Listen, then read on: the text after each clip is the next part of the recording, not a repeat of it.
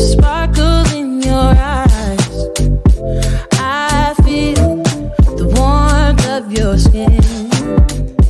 Just the touch of your hand makes me do love. It's a smile on your face. And as time goes by, I know I'm in a better place. I'm in a better place.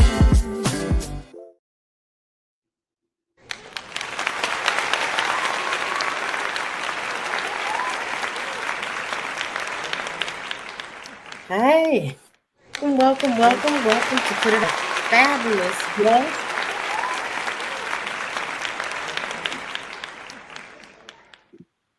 I have Sunshine Lewis joining me, and I'm gonna go ahead and give her just a couple of seconds or a couple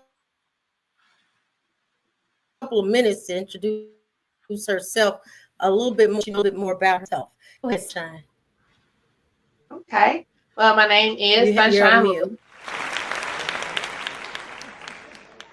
My name is Sunshine Lewis.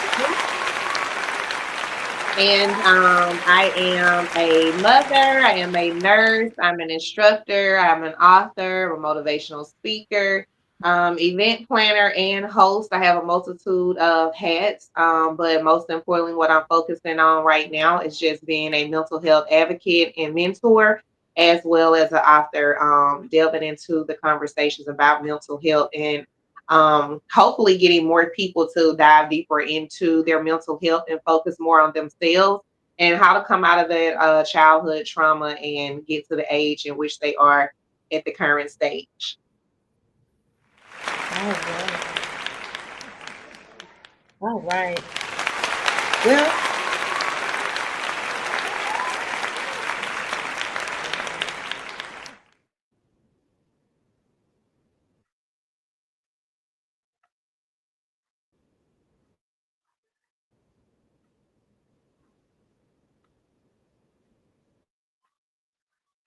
No, you froze up. and now just a little funny thing about Sunshine. Sunshine had emailed me earlier, and I thought it was the cutest thing. And she signed off at the end, Sunshine. So I was like, wait a minute, is she calling me Sunshine? Who's Sunshine? But it was actually her. So welcome, Sunshine. I thought that was cute. Thank you. Okay. All right. Now,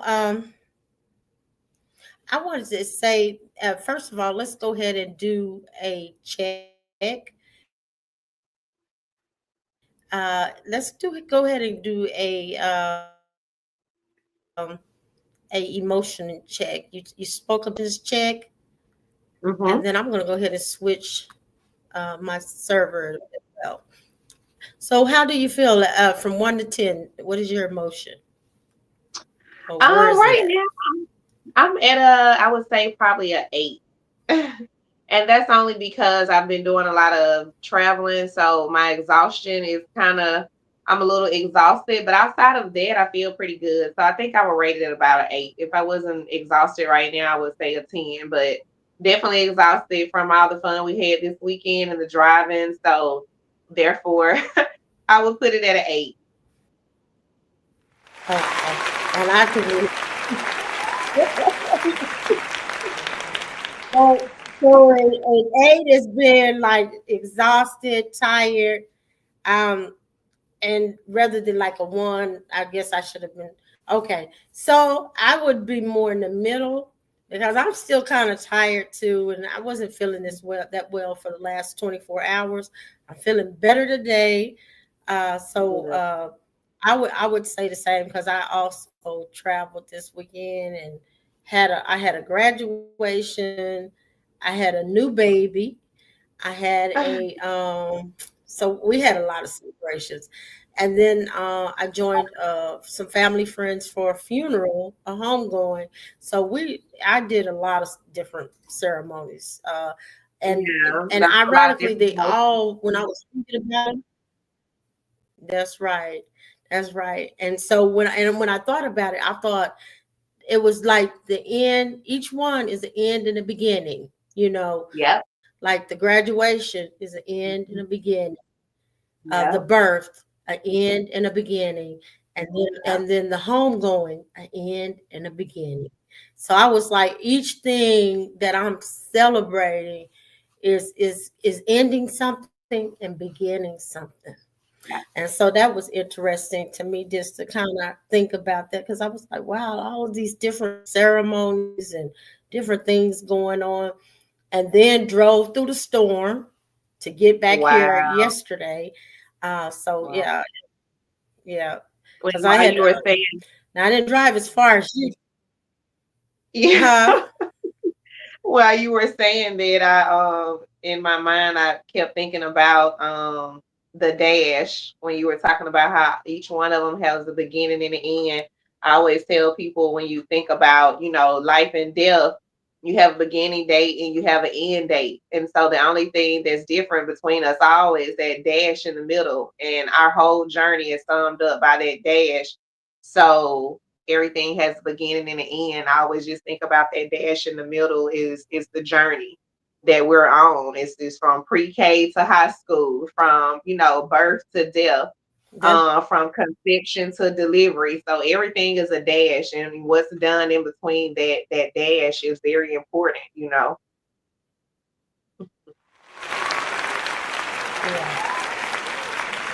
that's true. That's true. That's true. Now, could you give us a little bit of history? Well, for one, I know it's mental health. It's Mental Health Month, and we're ending this month. But I also know that even in my personal family, and I do a lot of talk about mental health. I've worked in this field for almost 20 years, to be honest. But I've still noticed that people still battle with even acknowledging like, hey, I'm exhausted, hey, I'm Yeah. tired, or hey, I'm frustrated. They still battle with putting words on how they feel. And so Hmm. it's really strange to me that's still a battle for people. Yeah. So could you tell us what does looking out for your mental health mean For to me, you? um looking out for my mental health is very important because prior to I would say 2021 is when I started my chain breakers meetings. And prior to the chain breaker meetings, I was just struggling with how to get through day by day because a lot of my family and my friends see me as this very strong individual. So it was very hard to show up in weak moments to just say that, like, hey, I'm not okay. And a couple of times that I did just verbally say, hey, I'm not okay, I've been told, like, look, I don't really know what to tell you because you're one of the strongest people that I know. And so at that moment right there, a lot of times, and I was told that on more than one occasion, I start telling myself that, look, I'm the only place I have to go to fix me. And so it became a very heavy job because not only was I thinking that I'm the only person that I have to depend on, everybody else was still depending on me too. So trying to battle between showing up for everybody else and showing up for myself, I end up being put last. And so it wasn't until I started this healing journey in 2021 that I realized how much effect me putting myself last had played on my life.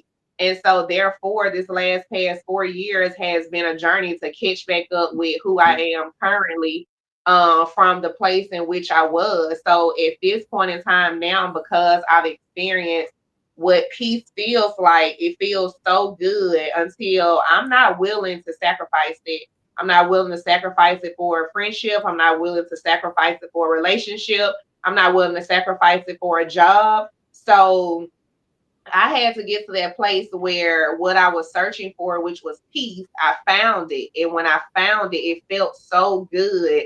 it was too hard to let go. It's almost like being intoxicated with this peace. And because I'm so intoxicated with this peace, I'm so wrapped up into giving it, my all. And so therefore, I take priority in making sure that I put myself first. At certain points in my life, I've had to go without talking to my mom. At certain points in my life, I've had to go without talking to my dad. So therefore, I've always told myself that if I've had to sacrifice in this life going without the two people who created me and gave me life, there's nobody else in this life that I cannot, dare not be able to let go if it costs me my happiness, my peace, my joy. So therefore, that's why everything that I do, I have to have peace. And anybody that's in my space, in my life, they have to be able to supplement it. If they're taken away from it, they've got to go. I like that. And I like that you said peace. And peace is a pretty big word, right? Yes, Because yes. peace means several things to different people. Um, Mm-hmm. but I believe some people never get peace, never Never. have peace. Mm-hmm. That they don't even know how they don't even know what it looks like or what it feels like to have peace. And it sounds Right. sad, but the reality is some people, especially in the world we live in where everything is so fast and it's Mm-hmm. so material and it's so quick, they get Yes. addicted to it. The way that's Yeah. that's their normal. Like I gotta have Mm-hmm. something, I gotta do something. This is what makes me peaceful. I have to take this trip. I have to wear this certain clothes, or I have to go to certain place, and that's my Mm-hmm. peace. That's my identity. That's my peace. That's who I am. When they don't realize that it's not, and it It's leaves not. you empty.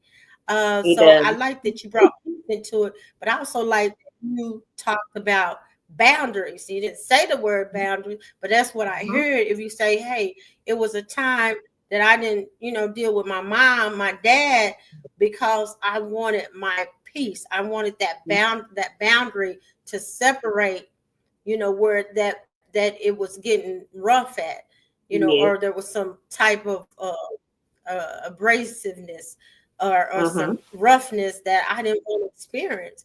And I Yep. and I think people as a woman, and I don't know, maybe some men too, men would have to tell me, but as a woman, I know what we do, we usually put up with a lot of stuff Yes. because we're role players, meaning we Yes. do what we seen somebody else do, not necessarily what we should do.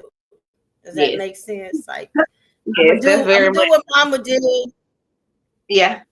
Uh-huh. Well, a I'm lot gonna of do. everything that I learned to do and not to do in my life, it came from what I seen the women in my life do. So some of the things that I saw, I knew that I never wanted to be that type of woman. I never wanted to go down that path. So therefore, that allowed me to set up my mindset to look for things that were going to be different, that were going to lead me to a different path. The things that I seen in the women that I wanted to mock and that I wanted to be and I wanted to experience, then I incorporated that in my lifestyle. But I've always tried to be intentional about the woman that I am.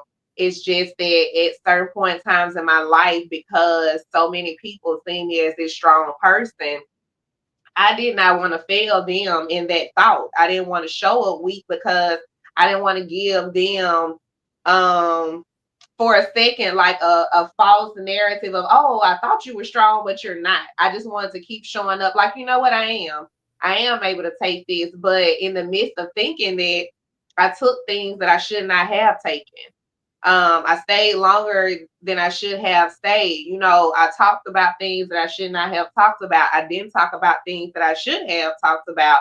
So, as a woman, it is harder because we are natural nurturers and we want to show up, our primp and proper, and we want to be looked at in this way to where people know that, hey, we're capable. But sometimes that is a heavy weight. That's a very heavy weight to carry, and for me, I started carrying it very, very young. In my eyes, as young as 10 years old, I began to carry that weight. So by the time I got to my breakthrough, which was so late in life to me, which was 38, I had endured and stored so many things. So I've been spending the last 4 years unpacking all those things, unlearning all those things that did not work for me. And now pretty much at 38 to 41, learning who I am as if I've just been rebirthed into this world.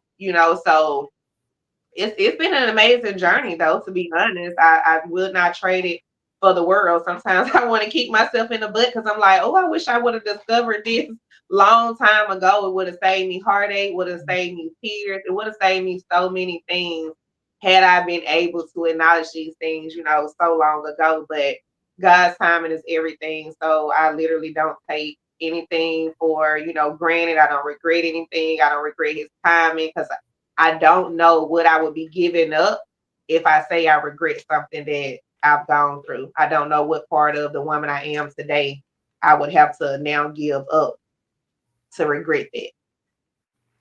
Right. Right. And oh, listen,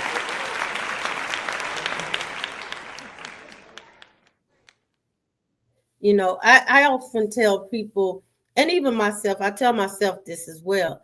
A lot of stuff that we get into, we created ourselves. Mm-hmm. Um, and I think this go into our final topic tonight. But a lot of situations we get ourselves into, we Yeah. do it to ourselves, and Mm-hmm. even knowingly or not knowingly.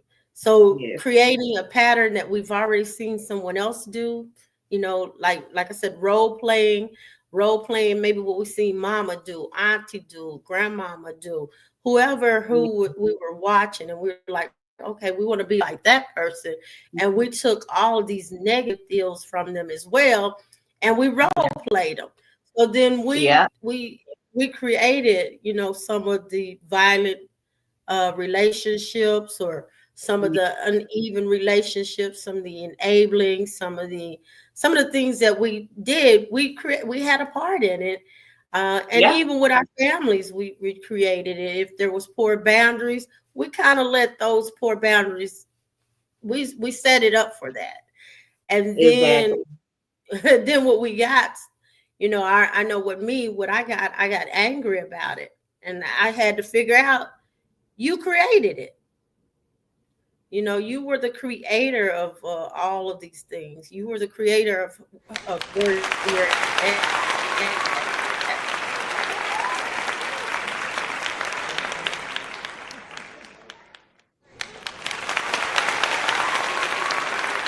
I'm and you can sorry. I take swiped on ownership of it. something. Oh, that's okay. That's okay. Listen, this is technical, so we always have some situations. That's fine. But yeah, so the truth is, you could take ownership of your life. Yes. You can take ownership of your life, and you can also take ownership of your thoughts, because people Mm-hmm. don't know it. As simple as that is, you can take ownership of it. You can acknowledge, okay, like, as Sunshine has said, that didn't work for me. So maybe I need to Yeah. do something different. That didn't Yeah. work And for that's Aunt. okay. That's right. That's right. Now, can we back up just a little bit? Because you said something like a train. What kind of group was it you were telling us about? Well, it's called, I named it Chain Breaker Luncheon. I had this, it started back in 2021, and it really just came about. I don't know what I would say. I'm very I'm very keen on divine things. So I would say divinely it came about. Um, but I started a group back in 2019, and online on Facebook. And it grew very big. And in 2021, the beginning of 2021, we started hanging out with one another. And it got up to probably about 20 of us that would get together and hang out. But also, we're adults. We're, in our 30s and things like that. So you know how that is when you get together with a lot of grown people. Everybody say, hey, I'm grown, so we want to talk the way we want to talk and things like that. But what we were starting to realize that a lot of the ways that we grew up, just say for instance, me, 5 years ago before 2021, I had zero tolerance for anything. There was no peace. I had no grace. I had no mercy. So at the drop of a dime, if I felt disrespected, if I felt like, you were coming for me, you were crossing me, as the kids say, it was up. I'm from 0 to 2,000 in less than 2 seconds. And I realized that a lot of people were not equipped to deal with that type of attitude, with that type of energy. Some people weren't as bold as me to say how they felt. And so it began to have a lot of tension within the group. And so I had rented out this space, and there was a family death in my family. So I didn't get the chance to do something for my birthday, and I needed to utilize the space. So I said, well, I called one day and I was talking to my friend, and I'm like, you know what? I realized that a lot of times we don't understand people because we don't talk about what we've gone through. Because I knew that the way that I was coming off, it really didn't have anything to do with what people were doing to me currently. It had everything to do with the things that happened to me in the past. So I had abandonment issues. I had, get anxiety when I felt like somebody felt like I couldn't handle information, a lot of those things. And when I first had this first meeting, it ended up being all about me. It ended up being about, my story, my traumas, the things that I needed to let go. And I realized that what I had been doing was I had been holding that childhood trauma captive.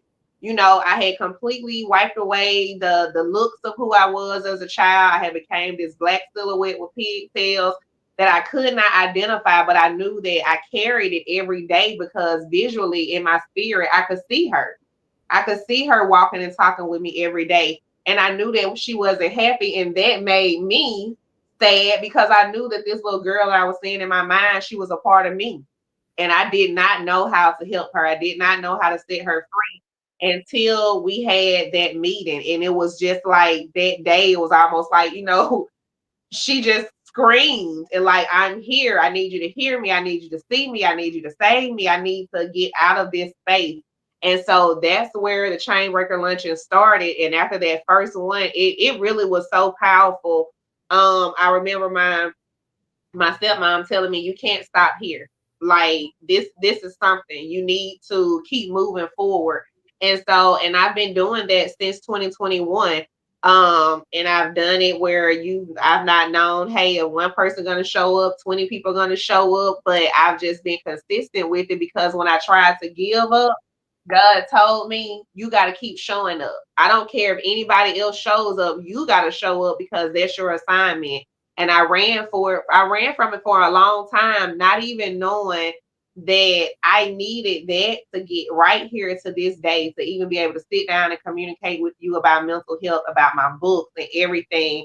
I needed to be able to open up and learn how to be transparent about how I'm feeling.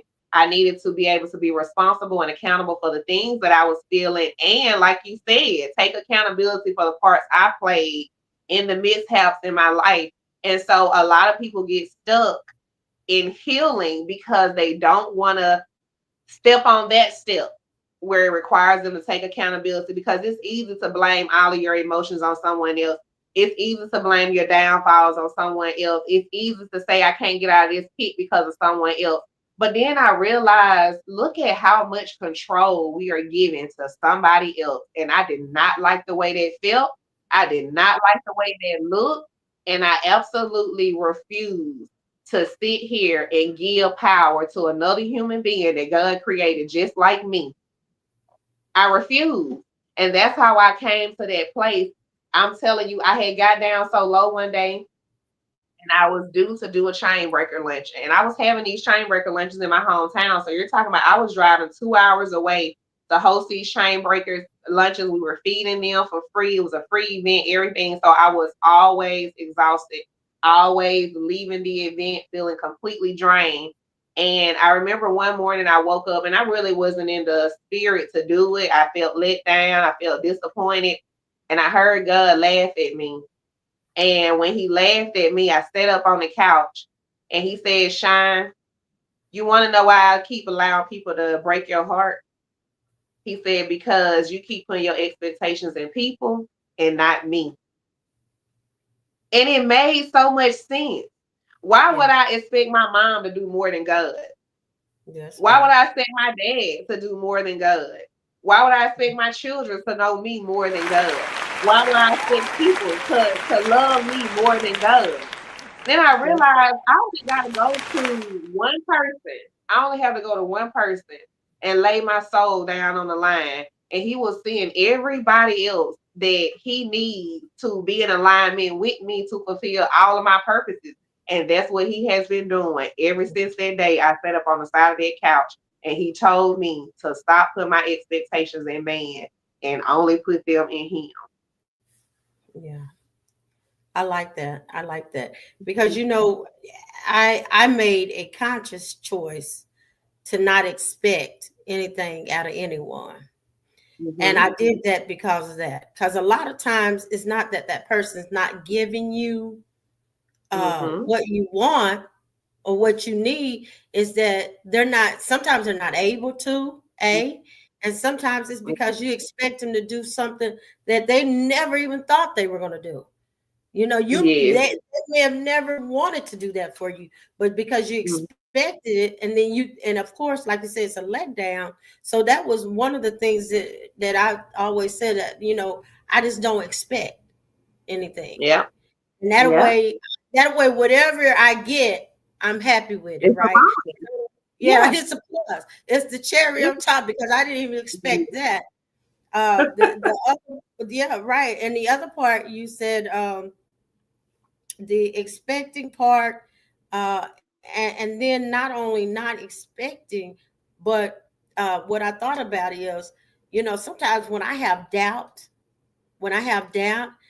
I think, okay, like you said, when you can put too much into people, because some people put it into their husbands, they Yeah. boyfriend, girlfriends, they dogs, you name it.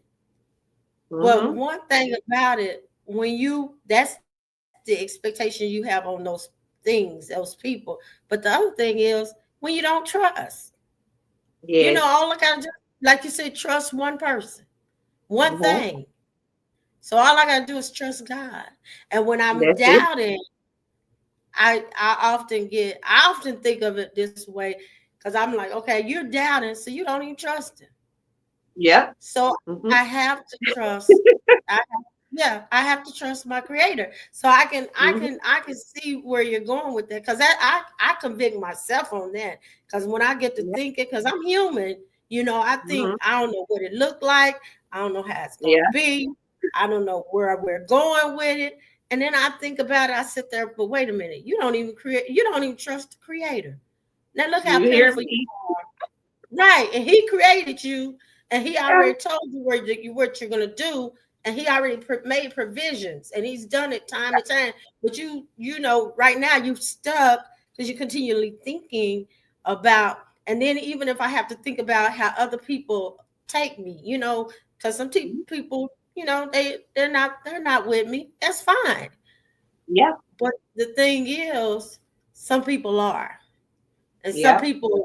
some people do, and Mm-hmm. and some people want need to hear some of the things, just like tonight, some of the things that we're going to talk about. Mm-hmm. So I can agree with you that we when we have our expectations high, and we should be aware when we put them on people. That's Yes. I agree with you 100%. Yes. The other thing is, are we saying we don't trust God, and are we that big to say we don't trust him? Mhm. you know I i, think I don't that know. for me, I'm afraid to say that I don't trust him. And it's because I'm telling you, it's really for me because he will literally, I can hear him laugh at me. Like for me saying or me thinking that he's not gonna come through, it comes through my spirit and my mindset as laughter. It's like he takes me now as a joke. Like, now you are a joke to Yeah. think that I am not big enough to take care of this. Like, And do that's you not know who I am? Do you not see the things I pulled you out of? Like, I'm telling you, one day I was driving and I know where I heard this laughter. He said, Shine, you keep going back to those things that I brought you out of. And I could see oh, him keep walking forward, and he's there standing, waiting on me while I keep running back to my nonsense.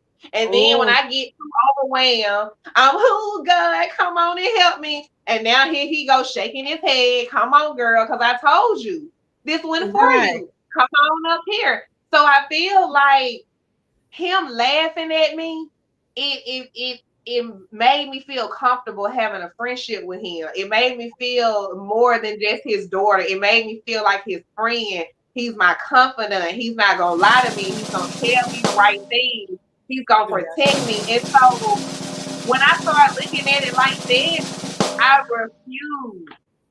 refuse not to trust him. He's done things that I have no words to explain. And I Yeah. tell a lot of people some of those things, I'm not even gonna try to find the words to explain to you because I feel like that's a lack of trust in him because he said he was gonna perform miracles. That's right. So I don't want it. So everything I had to learn that everything won't come with an explanation. Everything won't come with understanding, but you need to know that this is what happens when I trust him. Some Yes. things will fall like the sky. Like I wasn't prepared today to do an interview or anything. So again, but when he ordains something, it Yeah. happens. And that's how I know that every moment that I'm in is purpose. And so that's how I go forward. When I moved down here on Mississippi Gulf Coast, for like 2 years, I was traveling down here, and every time on Sunday when I would leave, I would always go to the beach first. And so in 2018, my niece was killed, um, unfortunately, by the hands of her brother. And so that was a very hard time for me, just because, my niece had lived with me for a short period of time. And during that time, she had asked me to come stay with me permanently. And so, and that did not happen. And she ended up, they ended up going to stay with their dad. So I always felt guilty, about not pushing forward to get her. And then now, fast forward, this happened to her. So this particular weekend, Mother's Day following her death, I came here and I went to the beach. And when I went to turn to go back to the car, I seen a vision of God's hand over a road. And I mean, the hand was huge. It like covered the land, and it was just sitting on the side of a road. And he kept telling me it's time.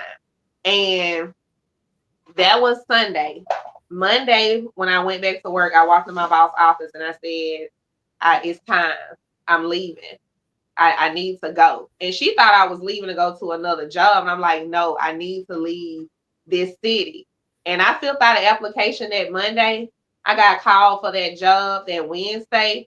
I was down here working by the end of May. Within 2 weeks, I did not have money in Yes. my savings. I didn't like nothing was on the way to my interview. My job I was working at in Maria sent me a text message and told me not to return to work. I went to that interview. I sat down with that lady right there on the spot. She said, "Can you start tomorrow?" So, and ever since then, I told God, I want you to order every step. I want you to put me in the job you want me in. I want you to put me in the house you want me in. I want you to do everything that is in your will. And then that way I don't have to worry. You know what I'm saying? When I'm Amen. not working, it sometimes will worry the flesh because I'm used to being financially on top of everything. But Miss Roberta, when I can tell you that I have not worked full time since the end of 2023, my full-time client I was sitting with, her mom told me that she no longer needed nursing services. I have not worked full-time since December of 2023, and he has steadily provided. And some days Amen. I even struggle because this right here is my passion. Mental health is my passion. Writing is my passion. I've been a nurse for 13 years, but it's no longer the passion. My passion is what I have done for the last 4 years for free. And so I'm Amen. still in a trusting stage that God is going to repay me by making the job for me that's going to pay me to do and be everything that He desires me to be. So that trust in Him, I cannot, it brings me to tears because I cannot let it waver. Amen. I don't trust anybody with breath on this earth to fulfill me like he does. So that is how I'm able to stay focused and stay in my will of trusting him and knowing that he is God of all gods. And as long as I know who I am and whose I am, that he will manifest everything that my heart desires. So I'm just staying truthful to that. And whatever Yes. he manifests on me from a day-to-day basis, I'm okay with.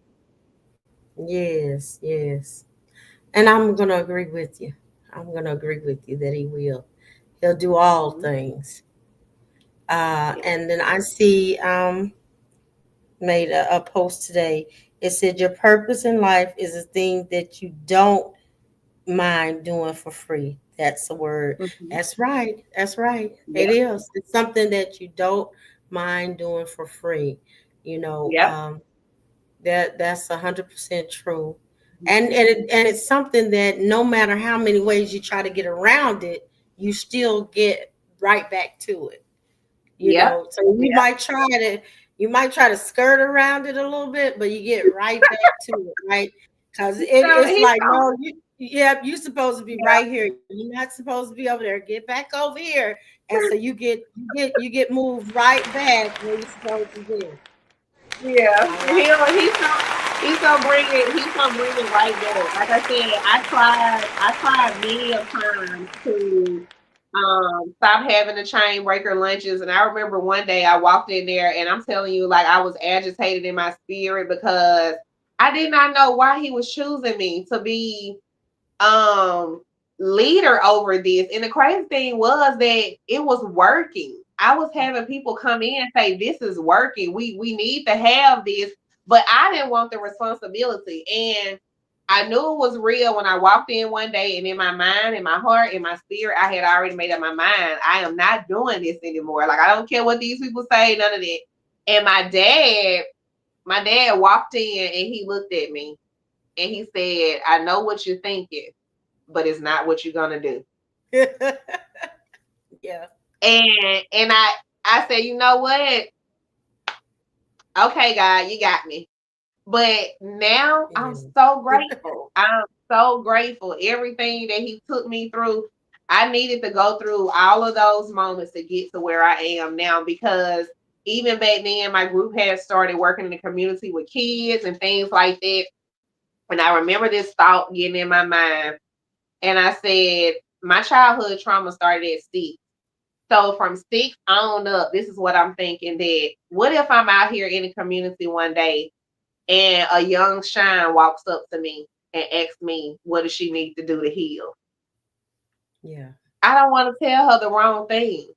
That's I don't right. want to break her heart. I don't want to hold her hostage longer than she needs to be. So I knew it was important for me to go through the process so that when that young shine walks up to me, I can tell her, you know what, baby, this is what we need to do. We're not going in the closet. We're not hiding out. We're not going to be afraid. We're not going to stay stagnant.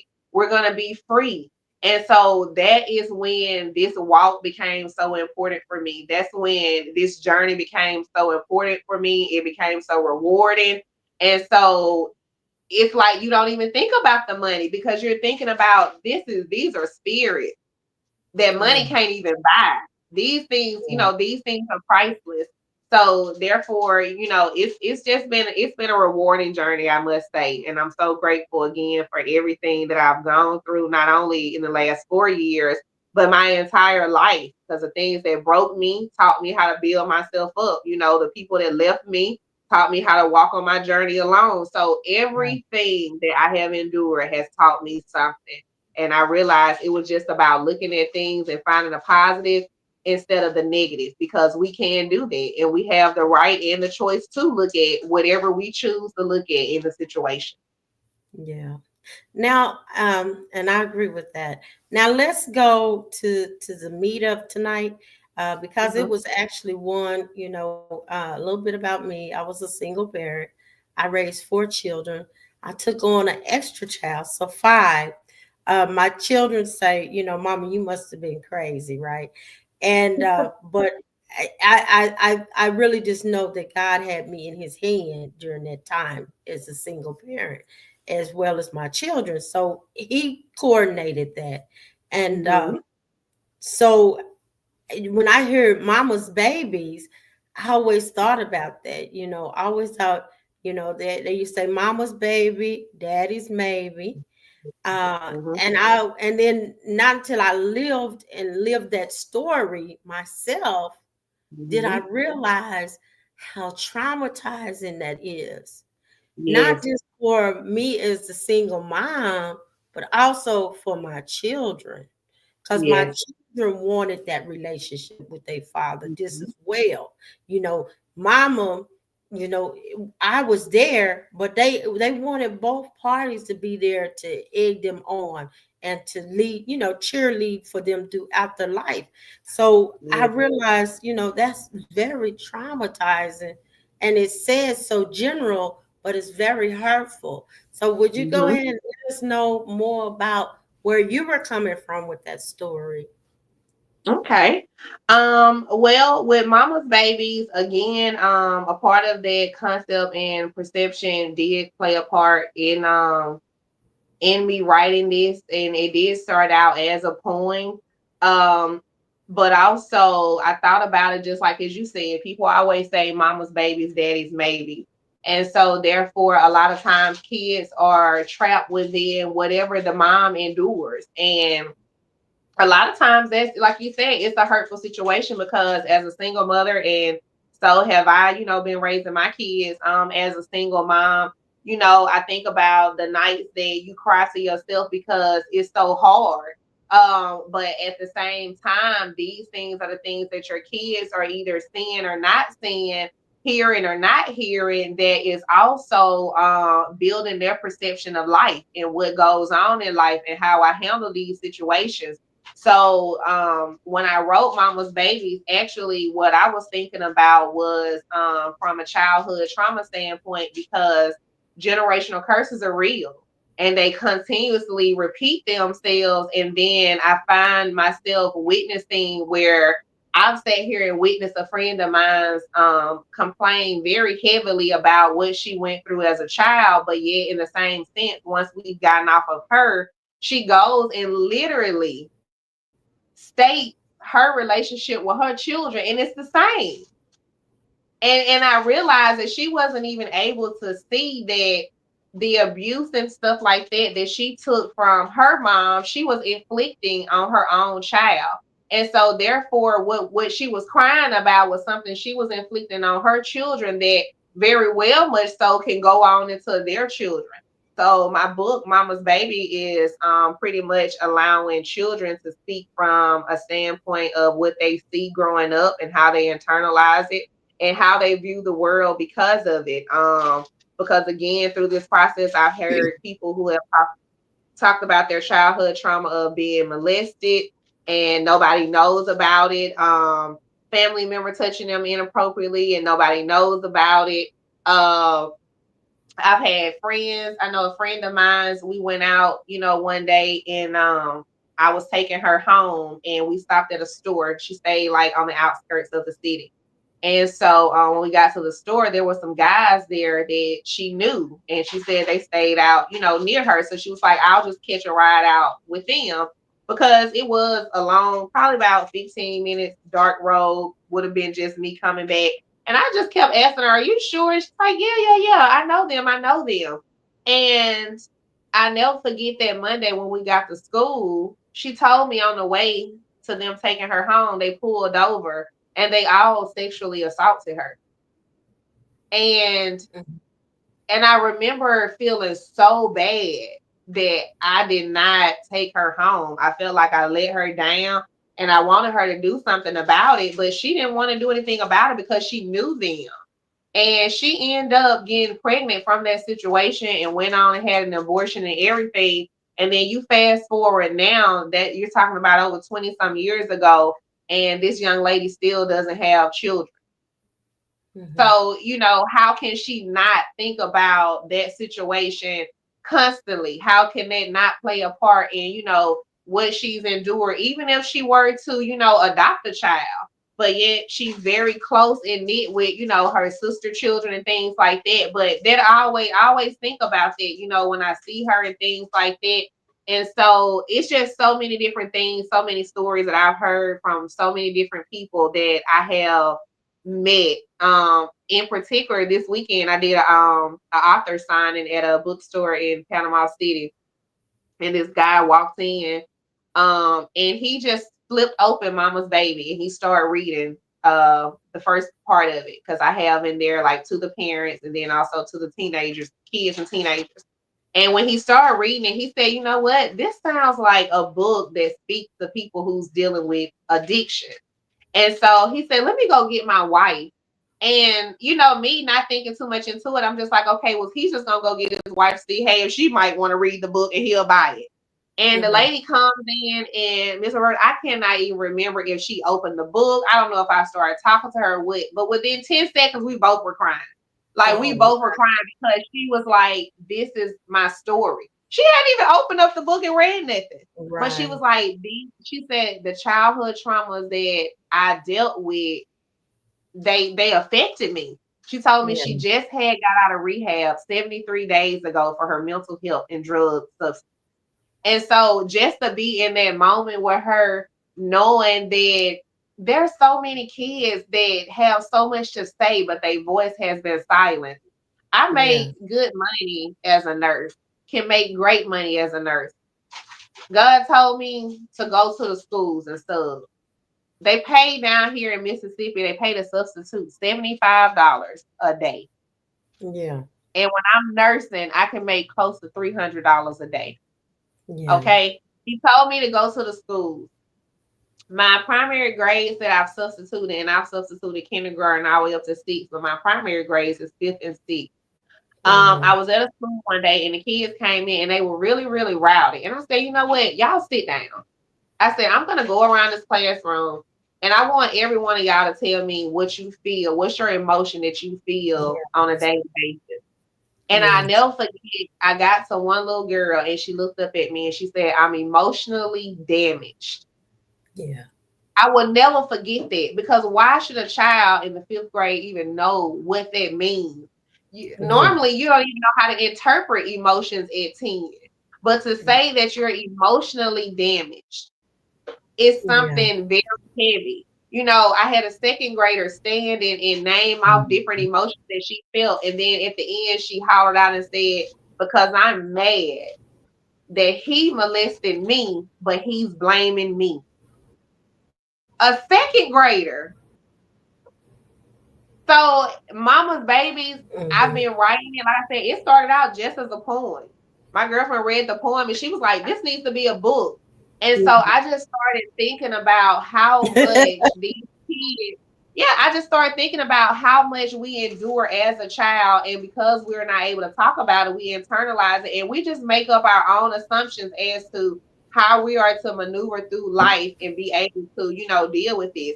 So this is what Mama's Babies is about. There's a family of 3 daughters with their mom, and each one of the daughters have their say so as far as what has happened within the household that they have not discussed with their mom, that pretty much dictates how they see life. And and here it is, because I remember at one point in time, I used to always say that, like, I grew up in a household with my mom present, but yet I felt like she was never there. Because sometimes we can be right in the household with our parent and feel emotionally detached, physically detached, spiritually detached. And so I just feel like Mama's Baby is a way for me to give voice to those children and hopefully give parents the insight to realize that, like, wait a minute, maybe I do need to talk to my kids. Maybe I do need to see how they feel. Maybe they aren't too young for me to talk to them about what's going on. Yeah, yeah. Or I think too, as parents usually get defensive. Like, they get defensive. And a lot of it is because they're feeling like, again, I'm doing the best I can. I bought you this new car, even though you may have went through this trauma with me. I got you this new house, or I kept you in the nicest clothes, so you should be okay now. And now you're still talking about it. So parents can kind of get defensive and start bargaining, and so they start bargaining with your emotions as a child, and they take it heavy, rather than saying, okay, you can feel that way because it's okay. Everybody got feelings, everybody got a perspective, and it's okay for you to feel like that. And I don't have to take that as if you're talking about me, because some things did happen and we both didn't have any control over it. Yeah. You know, I would love for things not to had happened to you, Mhm. but some things did happen. So, you know, it's okay to feel that way. But I think parents do, they get very defensive. And you had spoke earlier before we even started. You were talking about the 15-year-old you and how you walked around with that 15-year-old person for, it sounded like almost 20 years. Um, there's a lot of people like that A that are lot. yeah, there is. There's a lot of people who are still walking around with that traumatized person, and that traumatized person is emotionally tugging that person. So they can't Yes. really, and you said the best, they can't develop and become their age. So when you're Mhm. dealing with someone who's, say, 30, but they behave like they're 14, Yes. they're they're still 14 from trauma. If you're I dealing with at one of the chain breaker luncheons that we had, because like I said, I always explain the first chain breaker luncheon as feeling like an emotional exorcism. So one of the things, maybe like the fourth one, there was a prophet that came and he used to be a teacher. And he said something. He says, every morning when the kids come in, I give them 15 minutes to catch up to their current self.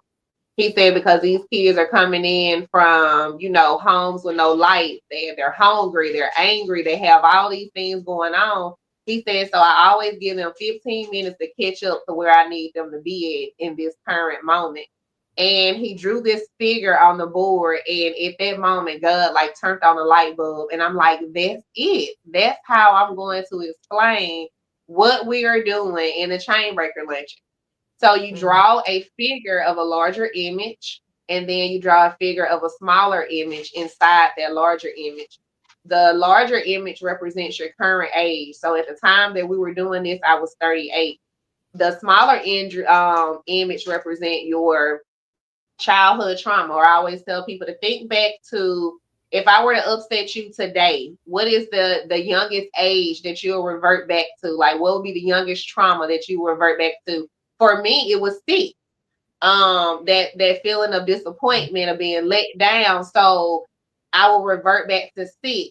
So then you subtract the two ages from each other, and then that's where I have your hindered years. So for me, I was 38. My trauma started at 6. So I had been hindered and held hostage by this one particular trauma for 32 years. I was Mhm. 1 year shy of the amount of years that Jesus walked the earth. And I thought about it like that. What if I only was going to be granted 33 years of life and I gave 32 years of it to trauma? Yeah, yeah, yeah. So It's together. every chain breaker luncheon, I open it up with that figure because I really like people to understand, like, look at how long you have given this trauma and how long you kept it inside of you. So the goal is always, after all my meetings, is allowing people to go inside, think about things that they didn't think of, bring up those things that have been held in bondage, and in bondage that they bury so deep, because sometimes we'll bury things so deep until Mhm. it'll be hard for us to get to them, even when we want to dig them up.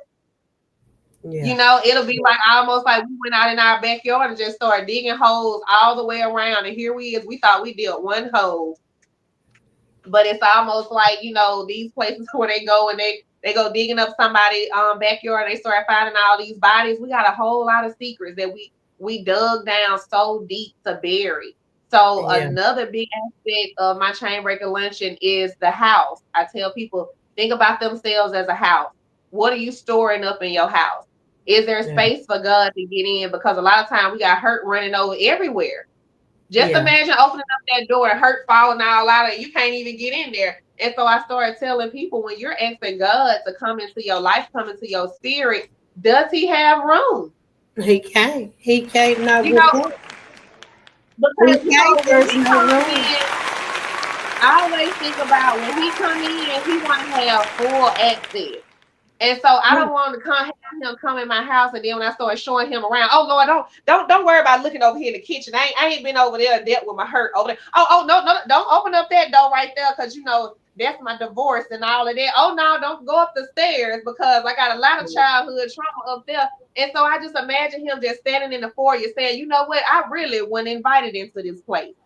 Right. I have to go and come back after you get it straightened up for me, get some Yeah, work. he's like, I'm gonna head on out. I'm gonna go on out. You let me know when you're ready to clean some stuff up, because obviously you don't want to get rid of nothing. Everything That's I touch, you want to keep. Everything that's I say too big in here, you say it fit, or I'll find a place for it. And right. I just want him to be able to walk into my life and have free range to go wherever he want to go. I don't want to have anything hidden. So I told him again on this journey, I said, Lord, I know when I have arrived to my healing point, when I can feel like I can stand in a circle of my naysayers, all these people that judge me, and I can stand there completely butt naked, and I can allow them to see all my scars, see all my wounds, see my burn marks, and I'm not ashamed, because That's shame holds so many people down.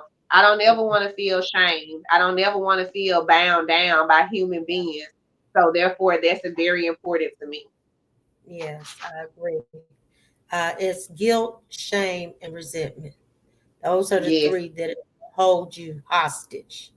I'm in Uh, a chokehold. that's right. That's right. And the other thing you said, with it, light and dark can never exist at the same time. I can never go outside and say it's daytime and it be nighttime.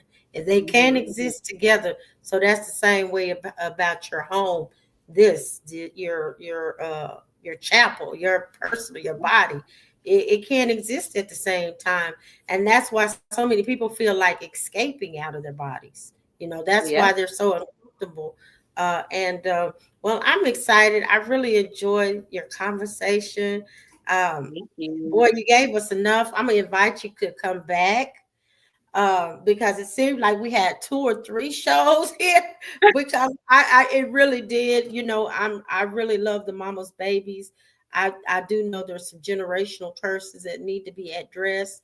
I do know there's Yes, some trauma that need to be released, and there's some people who need to know that it's okay to let go of it. Because some people, yes, I mean, really, some people really have held on because they don't know what to do with it. They just don't. yeah. All they know And it's is, okay. yeah, I'm embarrassed. We talked about P. Diddy and Cassie, but Yes, the truth is, Cassie is letting some of that stuff go. I can only yes, imagine how her brain and her body was feeling all this time before she could yeah. take them to court to have this outage to say, okay, I can let go of Hmm. this stuff. I can Yeah, only imagine what her brain has been doing and her body has been doing.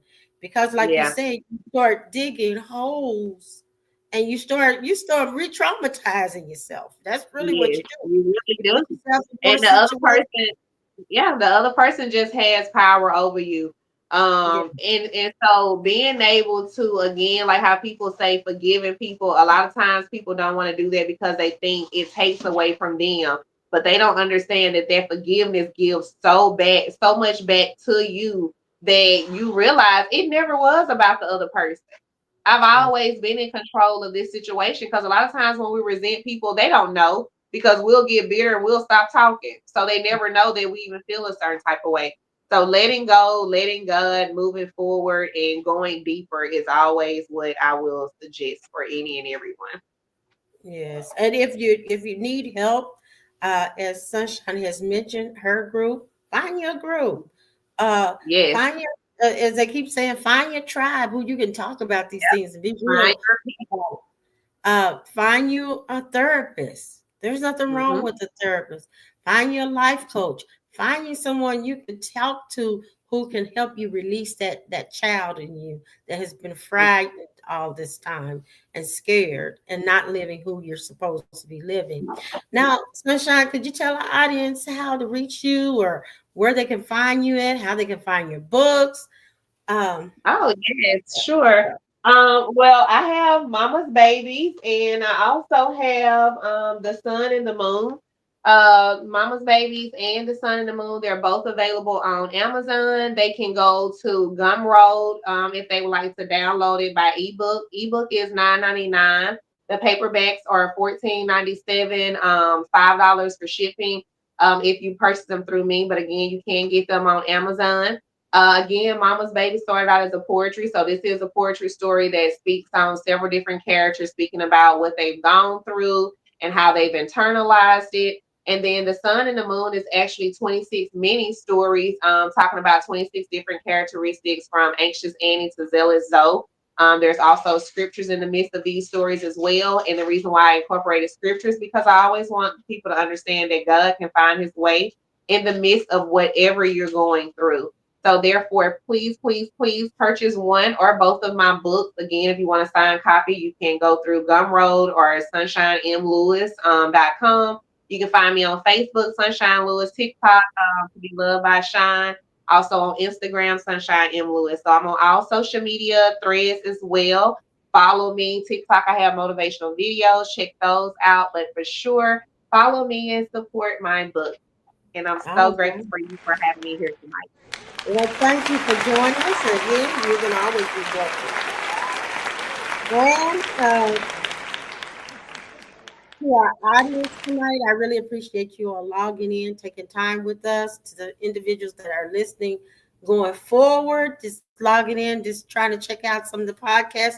I really appreciate you listening to Put It All in Red podcast. And thank you all and have a wonderful night and love you all. Bye-bye. There's a sparkle